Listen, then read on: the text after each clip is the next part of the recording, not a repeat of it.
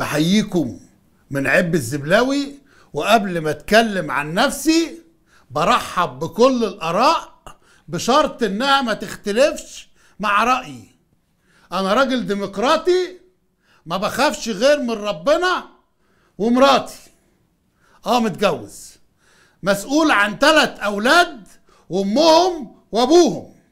نفسي اعيش واشوف عيالي انبياء ورسل او حتى ملايكة زي ولاد خالتهم. ان هؤلاء من رسل الله عز وجل وما يعلم جنود ربك الا هو. خرج السيسي ومحمد ابراهيم. صح، الاخ بتاع النادي ده خليه يعمل بلقمته. ابويا مات فجأة، كان نفسه يموت زي كل المشاهير بعد صراع طويل مع المرض. كان دايما يقول يا رب احسن ختامنا واموت اكلينيكي. منساش يوم ما ندهني وهو على فراش المرض. نعم، فراش المرض اللي هو ابيض على برتقاني، لا فراش الموت اللي هو كحل مشجر. اسأل عند اي واحد بتاع بلتكنات. ابويا نصحني وقال لي شعب العب لو اكرمته يهينك ولو هنته يكرمك. العدل في العب عبارة عن شركة للإنتاج السينمائي، والمحاسبة في العب مادة بتدرس في كلية تجارة. في ناس عايشة كويس وناس كويس إنها عايشة.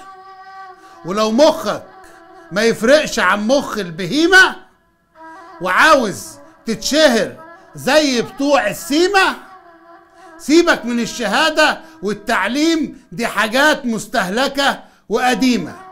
عيش ديب وابن لئيمة، وما تنساش أهم حاجة تتعلم الشتيمة.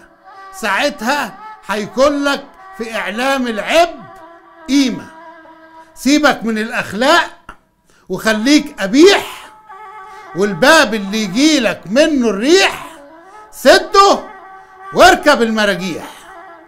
واعمل نفسك صايع وحلق وامسك شريف، ولما يتقال عليك مش متربي احسن ما يتقال عليك ضعيف. ابويا قال لي الكلمتين دول وتوفى بعدها ب26 سنة زي ما يكون قلبه حاسس انه هيموت. انتم عارفين ليه بكرة تشوفوا العب؟ عشان أسوأ كارثة بحرية في العالم كانت غرق العبارة السلام، وأسوأ حادثة كروية كانت مذبحة بورسعيد، وأسوأ كارثة في السكة الحديد في العالم كانت حريق قطر الصعيد. أكتر بلد بيموت فيه الناس بالفشل الكلوي والسرطان وفيروس سي، او عشان رافعين اشارة رابعة او ماسكين بالونة صفرة. الاستاذ هيكل اللي عنده 92 سنة بيقول مشكلة الشباب انه مش عاوز يفهم حقائق العصر. وانت الصادق، اصل العصر بيتصلى سرا وعلى طريقة عكاشة. السيد اللواء عمر سليمان رحمه الله وأعطاه الصحة والعافية طلع لنا كمان الإبراشي. في ناس تانية قالت انه اتقتلنا في اعتصام رابعة. بعد ما ماتوا اعترفوا ان الإخوان هم اللي قتلوهم. كمان وزارة الصحة هتتكفل بعلاج الدكتور اللي مات، والوزيرة بتنصح الأطباء اللي لسه عايشين بهش القطة. هش القطة. طبعا لو دكتور سألها افرضي دخل فار، هتقول له الحق وهات القطة اللي انت لسه هششها. وزير الزراعة طالع فرحان بأول إنجازات الحكومة، الاكتفاء الذاتي من البيض. نفختونا، يعني بعد ما كانت البلد ولادة أصبحت بتبيض. وافتكر كده عندنا اكتفاء ذاتي من الحمير.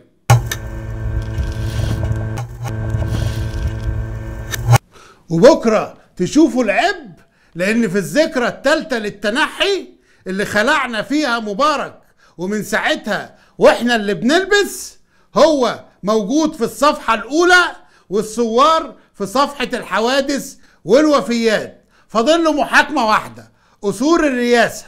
كأننا قمنا بثورة عشان 5 متر سيراميك وشكارة أسمنت. مفيش فرق بيننا وبين العالم غير في طريقة التفكير. مرة مبارك وأوباما وتوني بلير كانوا بيلعبوا والكرة وقعت في بركة كلها تماسيح وتعابين مفترسة. أوباما طلب من جندي مارينز إنه ينزل يجيبها، رفض وقال له عندي عيال عاوز أربيها. توني بلير طلب من جندي إنجليزي، رفض وقال له عندي عيال عاوز أربيها.